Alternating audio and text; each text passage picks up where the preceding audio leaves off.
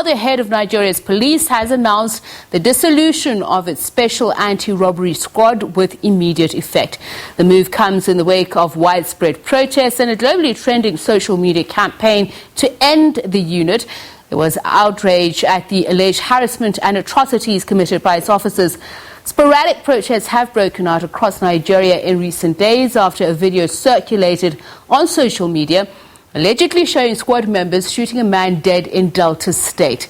The unit's alleged heavy-handed methods have for years drawn condemnation from Nigerians, particularly the youth, who say SARS officers regularly target, beat and extort them. And to talk a little bit more about this is Anietie Ewang, who is a researcher at Human Rights Watch Nigeria. Very good evening to you, and thank you so much for speaking to us. So this announcement by Mohammed Adamu, the Inspector General of Police, is it a welcome move given the fact that the same SARS officers will be redeployed elsewhere? Thank you very much for having me. The announcement has been received across the country with mixed feelings. While many people see this as a very necessary first step towards accountability and justice for abuses by SARS and the police more generally, majority of the citizens are very skeptical. And this is essentially because this is not the first of such promises to ensure that these officers are kept off the streets and that their activities are investigated and they ensure that citizens can feel safe. So there's mixed feelings. Amongst many things, there's been no clear timeline detailed by the announcements to show when exactly these officers will be removed from the street. And the announcement that they'll be redeployed to other police commands or formations or units is essentially problematic because the question as to whether or not the same practices will evolve over the next couple of years has not been answered. It's a wider question of justice, of accountability, and better policing across the country and not just for the SARS unit. And I want to talk about that, Justice. So would you believe then that campaigning should keep going to ensure accountability and justice for the victims of those police brutalities? At this point, citizens are still out on the streets. They are adamant that the protest will not stop, whether it is on the street or it's on social media, until they are certain that their cries have been heard beyond these announcements that seem to be generic over the last couple of years. Let's zone into what exactly is happening to better understand for those who are not in Nigeria. So Amnesty International has listed what's alleged to be at least 82 cases of torture, ill treatment and extrajudicial execution by SARS since 2017. So are these statistics accurate? Is this what you have before you at the moment? Amnesty International has been documenting abuses by SARS for many years. Now, the number 82 that they've been able to gather between 2017 and 2020 might not even be representative of the numbers of people who continue to be brutalized across the country. Sometimes we're able to gather this information where citizens can volunteer to provide it or where it has come up as a viral video on social media. But for the most part, there are concerns that the gravity of the situation is something that has not been captured across the country, neither by Amnesty or even just people more broadly who try to shed a light on the abuses by the group.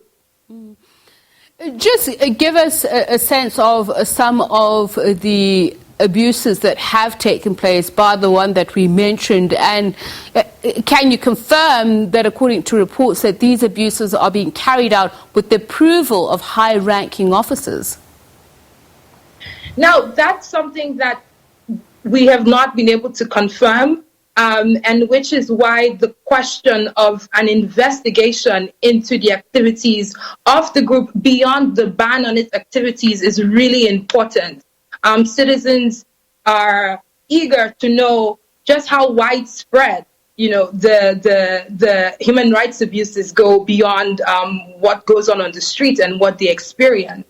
And so while I'm not able to confirm this, it is something that has come up that people are quite concerned about. And it is the basis of the calls for more investigation into the abuses that the group has carried out beyond this ban that has been announced. And in terms of the kinds of abuses that the group has carried out, it's widespread across the country. The harassment that people face, the arbitrary arrests, illegal detentions, extrajudicial killings, extortions, especially from young Nigerians who they profile as criminals because of the way that they dress, the style of their hair, tattoos on their skin, or even basic things in their possessions like phones or computers. These citizens have come out to the streets to say enough is enough. They're tired of the treatment and they really want to see change.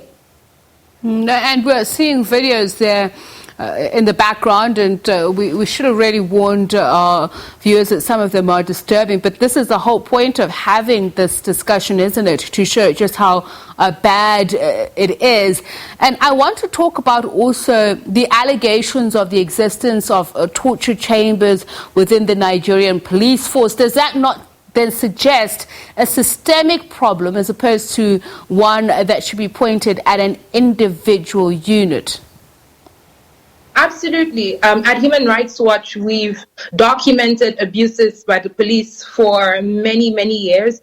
In a 2010 report, we went into detail, just highlighting these issues that you've mentioned, torture of different kinds that citizens are put through without even any sort of recourse to judicial mechanisms to ensure that whatever crimes that they're committed that they're accused of committing is investigated and they are held accountable. And Amnesty has also gone ahead to document this extensively. It is really a wider problem with policing in the country. It goes beyond SARS, and which is why I don't think we're going to see these protests end anytime soon. I think citizens are at the point where they're demanding from the government, and rightly so, that policing takes a turn in this country and that citizens are giving the dignity, the respect, and their human rights are respected as it should. Thank you so much for speaking to us, Anietie Ewang, who is a researcher at Human Rights Watch Nigeria, reacting to news coming out of that country that the police chief has announced the dissolution of the Special Anti-Robbery Squad that has faced much protest and, of course, calls for it to be removed. She was saying there that even though the news is welcome, those who've been campaigning against the unit saying that they are going to continue to do so, saying that they are still out on the streets of Nigeria.